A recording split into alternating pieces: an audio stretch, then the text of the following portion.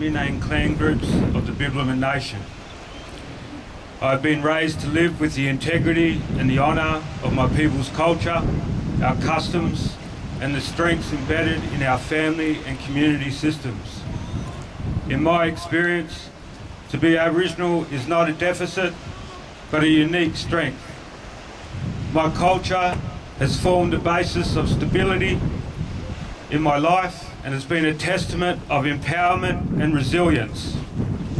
I acknowledge the traditional owners of this country, the Whadjuk peoples, and their sacred country upon which we meet today. I acknowledge their elders past and present. I acknowledge all Aboriginal people, their families, their children and their young people. I humbly request the spirit of this sacred country and its people to bestow a blessing over the important discussions of changing the date of Australia Day.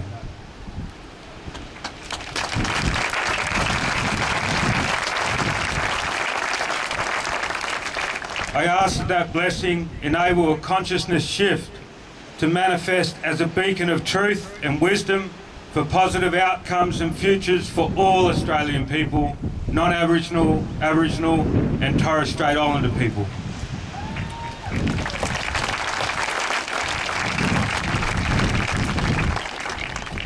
The formal changing of the date of Australia Day is inevitable. I commend the Fremantle Aboriginal and non-Aboriginal community on its decision to stand firm in its conviction to change the date.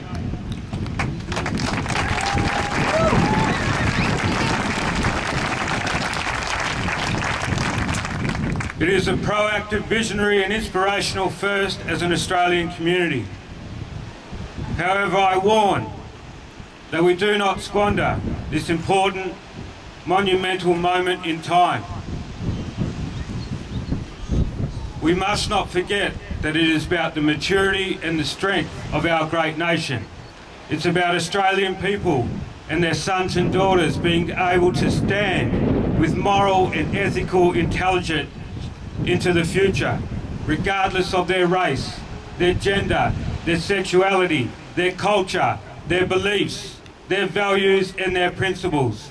The change of the date is about respecting the future for Aboriginal people, but so much more is at stake. It's about the future of our Australian societal fabric and the culture of our whole community.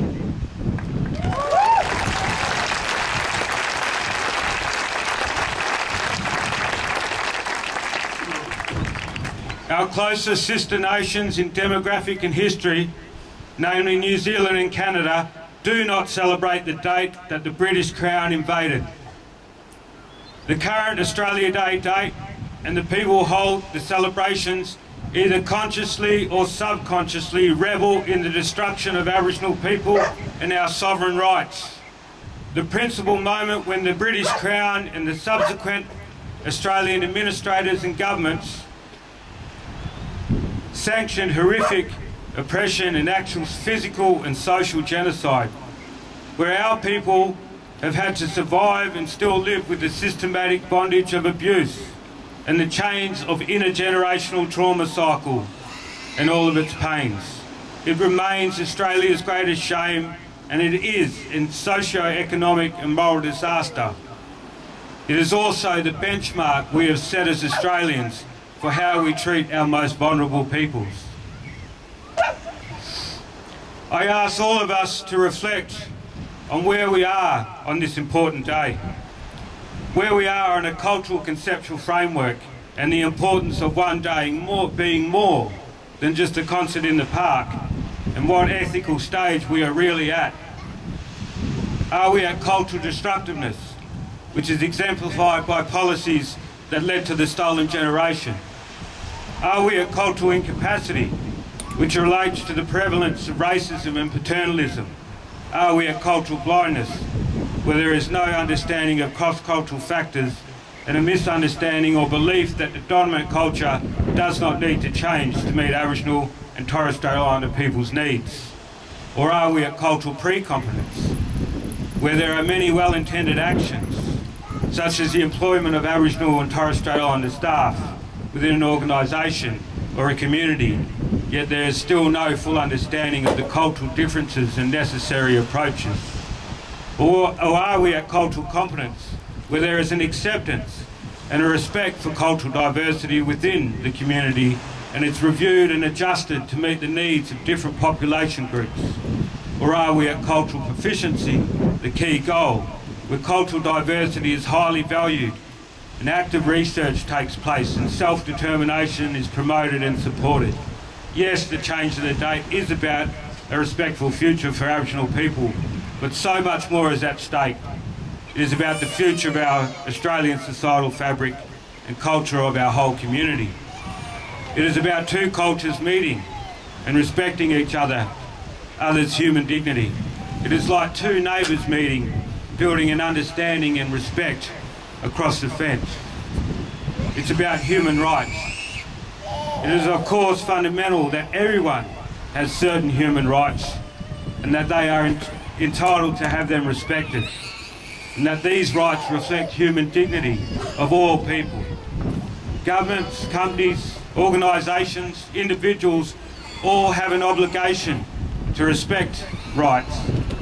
Governments, however, such as the Council, have specific obligations to ensure that they respect these rights, but they also protect them from being violated from anyone else, and ensure that people have the basic conditions and supports to fulfil these rights.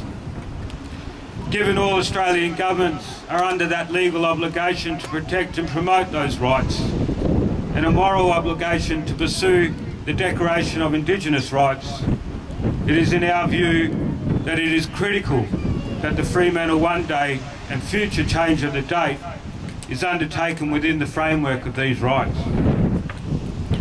If we set the benchmark for First Nations people's relations with Australian peoples, it offers others the chance for cultural diversity and unity within our community.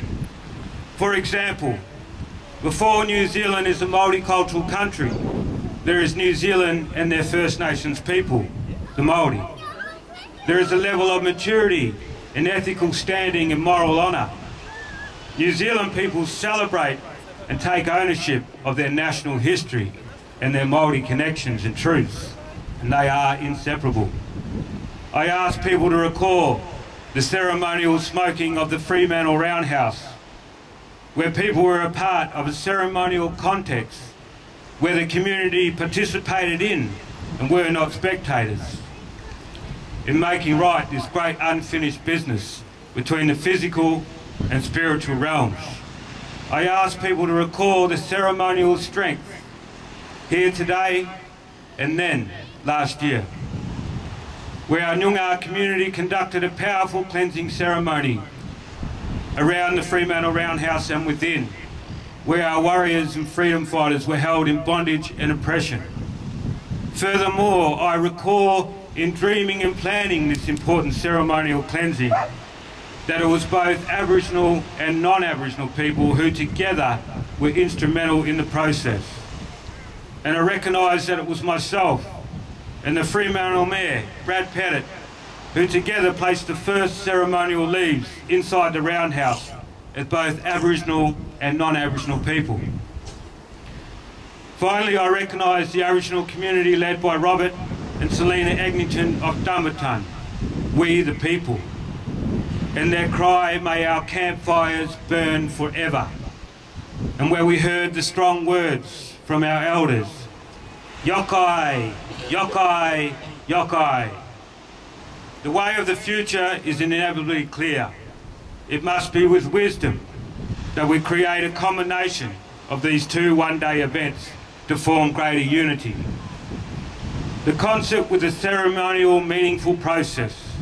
So I call on the establishment of a roundtable committee to ensure the success in the creation of a ceremonial healing celebration of culture between our two great peoples. Not as two separate events, but as starting with our people forming a ceremonial progression into the one-day Fremantle concert. Dumbarton supports the Council's decision to stand strong in the one-day event. So now I ask that Dumbarton's decision is supported by the Council.